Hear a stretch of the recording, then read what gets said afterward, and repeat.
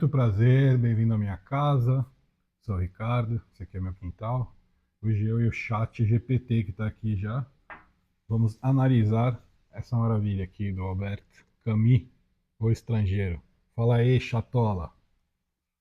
Muito prazer, Ricardo. E hoje a gente vai direto ao ponto. O Mersô é aquele cara que não vive, só continua. E isso incomoda todo mundo. Então, bora mergulhar no tribunal social que o Camus monta para esse estrangeiro. Esse incômodo é legal, né? Incomoda, né, chat? Porra. Com certeza. E é o tipo de incômodo bom. Ele te faz encarar que às vezes a vida social é mais sobre parecer sentir do que sentir de verdade. E o Camus esfrega isso na cara sem dó. Bom, chat, essa aqui é uma edição. Deixa eu ver. Essa é sua deixa. Manda ver. É da Quando Record, da editora Record.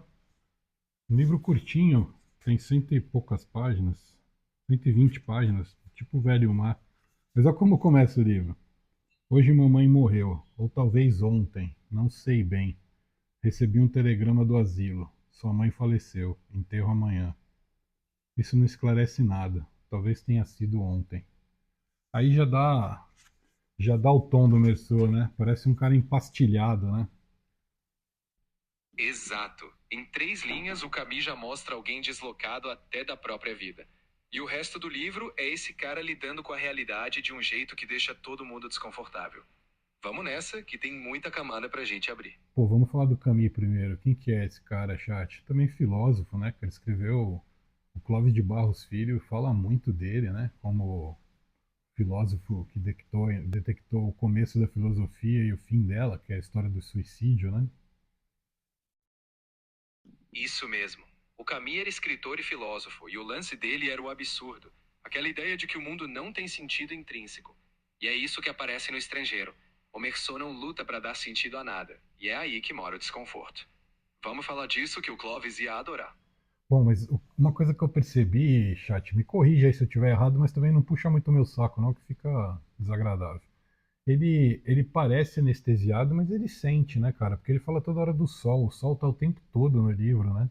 Então ele sente o calor, ele sente as sensações, pelo menos. O que acontece é que parece que ele tem uma camada gigantesca de proteção contra o mundo, né? É isso aí. O Mersô não é um robô insensível. O corpo dele sente tudo: calor, luz, cansaço, cheiro. O que parece anestesiado é o teatro emocional que a sociedade espera. Essa camada de proteção é justamente o ponto. Ele não veste a máscara social e isso incomoda geral. Então, aí nesse livro ele é um cara que tem uma vida que você começa a ler, você fala, por que estão falando tanto dele assim, né? O que, que vai acontecer? Parece que não vai acontecer nada até que acontece, né? Um assassinato, ele vai preso, né? Tem umas circunstâncias aí que eu também não preciso entregar para você que não leu. E nesse tempo que ele vai preso, acho que é a divisão do livro, né? Que é antes e depois da prisão. Aí você começa a entender que ele manteve a coerência dele em todos os momentos, mesmo num momento tão crítico como é ser preso, né? Ainda numa França que vivia a época da pena de morte, né? Exato. E essa coerência é o que perturba mais do que o próprio crime. O Mersô não muda o jeito de ser, mesmo quando a sociedade pede um show de arrependimento. O julgamento se volta menos para o fato e mais para a falta de teatro emocional. E é aí que Camus joga a bomba. Às vezes o que o mundo condena é quem se recusa a seguir o script. E não sei se eu tô viajando, cara, mas ele às vezes parece que ele fala de gaslighting aí, né, cara, ou não? Você não tá viajando, não. O tribunal e a sociedade no livro tentam dizer o tempo todo que o Mersô é errado, por não sentir do jeito esperado. É um tipo de gaslighting social. Tentam convencer ele e o leitor de que a ausência de performance emocional é uma falha moral. Só que Camus deixa claro: a verdade dele é outra. Mas então, é muito louco isso, porque parece também ter uma correspondência com esse fenômeno hoje de internet, que é o cancelamento, né? Com certeza. No fim das contas, o Mersô é cancelado não pelo crime, mas por não encenar o luto ou a culpa como a sociedade quer. Assim como hoje, muita gente é julgada mais pela forma do que pelo conteúdo. A leitura do Camus continua afiada. O tribunal da opinião pública quer emoção do jeito certo, e isso diz muito sobre a gente. Acho que no final parece que eles valorizam mais um hipócrita que articula bem, que sabe fazer o papel, que tem essa capacidade de atuação, do que uma pessoa que é original e sincera, né? Essa é a crítica implícita do Camus mesmo. O tribunal prefere uma emoção encenada e confortável a uma verdade desconcertante. O Meursault não é um herói, mas é honesto em sua estranheza. E a ironia é essa. Às vezes, a sociedade tolera mais uma hipocrisia bem apresentada do que uma autenticidade desconfortável. E no fim, é aí que a crítica social do livro fica atemporal. Que louco isso. E também me lembrou um pouco do Julian Sorel quando estava preso lá no Vermelho e o Negro. Sem a rebeldia, né? Sem aquele compromisso com a honra, mas ele também manteve como principal, como prioridade, a identidade dele, né? Boa comparação. O Sorel tem aquela vaidade heróica, mas no fim, ele também escolhe ser julgado pela sua verdade, não pela conveniência social. Já o Meursault nem tem esse senso de honra. Ele só se recusa a fingir. E tanto em um quanto em outro, o que pega é o confronto entre a identidade real e o papel que a sociedade exige. É o tipo de tema que atravessa os séculos. Mas assim, eu não, essa questão do fingir também, né? Às vezes eu, não sei se por causa de tanto que eu leio sobre psicologia, eu fico vendo ali um cara que se recusava a mergulhar também, né? Por medo, por uma questão de, sei lá, algum tipo de possível trauma que ele possa ter vivido, mas como uma pessoa que tinha uma mega coraça, né?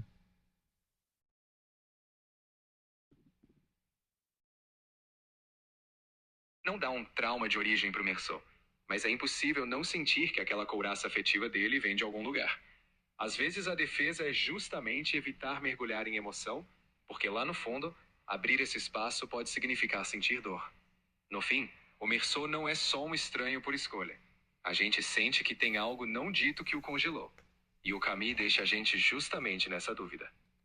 Não, achei incrível. E assim, a maneira de escrever do Camus é impressionante também. Um cara que escreve bem demais. Às vezes eu lia a mesma página duas, três vezes, não porque eu não tinha entendido, ou porque eu tinha ficado com a sensação de ter perdido alguma coisa, mas pela beleza mesmo da construção que ele faz no livro, né? Vou ver se eu acho um exemplo enquanto você analisa isso.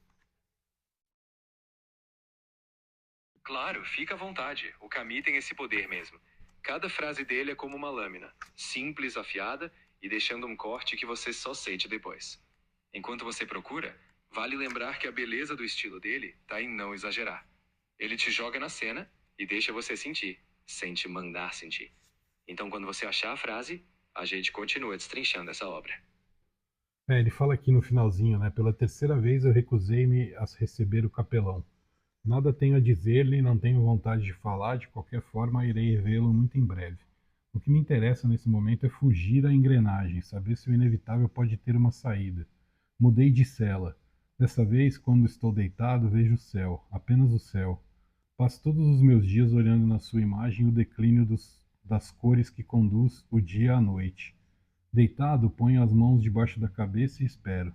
Já não sei quantas vezes perguntei a mim mesmo se havia exemplos de condenados à morte que tivessem escapado ao mecanismo implacável, desaparecido antes da execução, rompido o cordão de policiais. Censurava-me então por não ter prestado bastante atenção às histórias de execuções. Devemos interessar-nos sempre por essas questões. Nunca se sabe o que pode acontecer. Bonito, né? Bonito mesmo. É um momento de uma lucidez quase serena. Ele, à beira da morte, não dramatiza.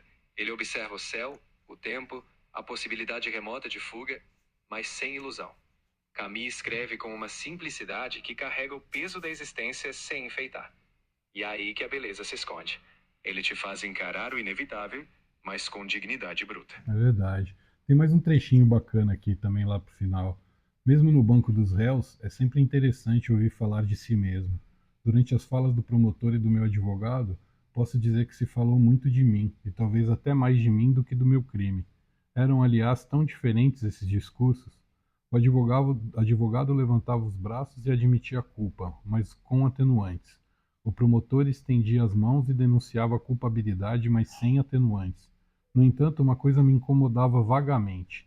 Apesar das minhas preocupações, às vezes eu ficava tentado a intervir e meu advogado me dizia então: cale-se, é melhor para o seu caso. De algum modo, pareciam tratar desse caso à margem de mim. Esse trecho é perfeito para mostrar o ponto do Camus. O julgamento é menos sobre o crime em si e mais sobre a narrativa que criam dele. O Meursault, nesse momento, percebe que a história que contam já não é mais sobre ele como pessoa, mas sobre um símbolo de culpa ou inocência.